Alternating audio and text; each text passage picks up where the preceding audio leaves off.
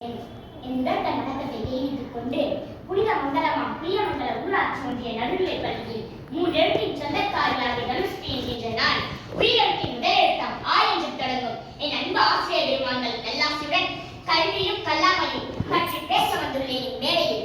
ஒரு மனிதனின் ஒட்டுமொத்த வளர்ச்சிக்கும் கல்வி இன்றியமையாதது. முறையான கல்வி என்பது அடிப்படையில் ஒரு மனிதன் தனது வாழ்க்கைக்காக அடிப்படை கல்வி அல்லது சில பக்தரை கற்றுக்கொள்ளும் ஒரு நடைமுறையாகும். இந்த உலகையே மாற்றக்கூடிய ஒரு ஆயுதம் உண்டென்றால் அந்த ஆயுதத்தினுடைய பெயர் கல்வி என்றால் நெல்சன் மண்டேலா.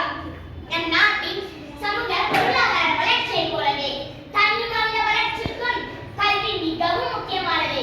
படிக்காமல் இருப்பதை விட பிறக்காமல் இருப்பதை மேல் என்றார் பேரறிஞர் பிளேட்டோ.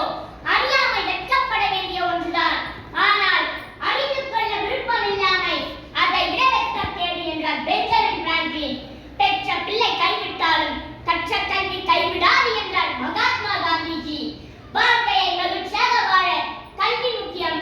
மேலும் இது நல்ல எண்ணங்களையும் யோசனைகளையும் கருத்தரிக்கவும் நாளுக்கு நாளும் அறிவை வளர்க்கவும் நம் மனதை ஊக்குவிக்கின்றது. சக்திகளால் செய்த யுத்தங்களை விட யுக்திகளால் செய்த யுத்தங்களே அதிகம். அவ்வளவு சிறந்தது நம் கல்வி. கூர்மை தீட்டப்படாத எதுவுமே முனைமழுங்கி போய்விடும். நம் மூளையும் அவ்வாறே. மூளை கூர்மை தீட்டப்பட வேண்டும் என்றால் நாம் தொடர்ந்து கல்வி கற்க வேண்டும்.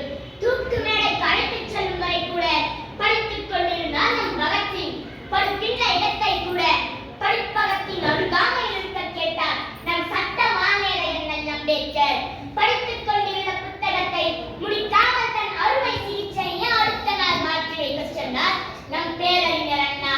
என்ன ஒரு ஆச்சரியம்! பயணங்களின் போதெல்லாம் படிப்பதையே தன்னுடைய வழக்கமாக கொண்டிருந்தார் நம் பாரதத்தின் முதல் பிரதமர் ஜவஹர்லால் நேரு அவர்கள்.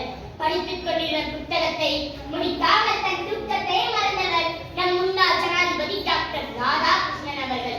என்ன ஒரு பெருமிதம் நமக்கு! ஆகவே இன்றைய மாணவர்களுக்கு கல்வி ஒரு முக்கியமான மற்றும் கட்டாய கூறுகளில் ஒன்றாக அமைகின்றது. இன்றைக்கு ஒவ்வொரு வாழ்க்கையிலும் கல்வி முக்கிய அங்கம் என்பதை நாம் அனைவரும் அறிவோம்.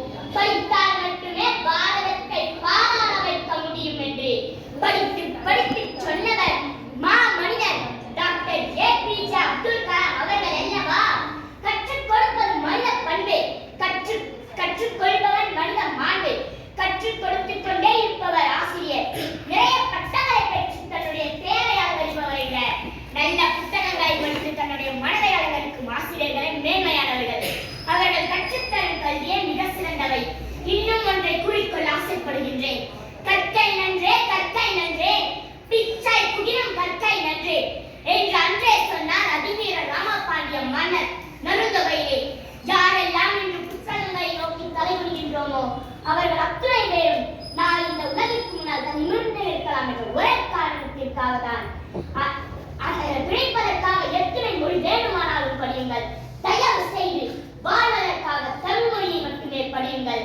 அனைத்து மொழியையும் நேசிப்போம். தாய் தமிழை மட்டுமே சுவாசிப்போம். சுருங்கச் சொல்லி விளங்க வைப்பதில் தமிழுக்கு நிகரான வேறு எந்த மொழியும் இல்லை. என்ன அப்படி நம் தமிழிலே என்று நீங்கள் நினைக்கலாம்.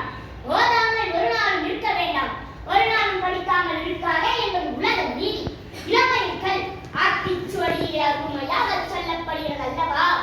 கல்வி கரையிலே கற்பவர் நாளடியார் சொன்னது. அதனால் நாம் முக்கியமாக படிக்க வேண்டும். எண்ணும் எழுத்தும் கண்ணென தகும், இதோடு விட்டுவிடவில்லை. எண்ணென்ப ஏழு எழுத்தென்ப இவை இரண்டும் கண்ணென்ப வாழ்விற்கு என்கிறார் வள்ளுவர். ஆகவே கல்வி நமக்கு மிகவும் முக்கியமானதாக அமைகின்றது. சான்றோர்களே, இன்னும் ஒன்று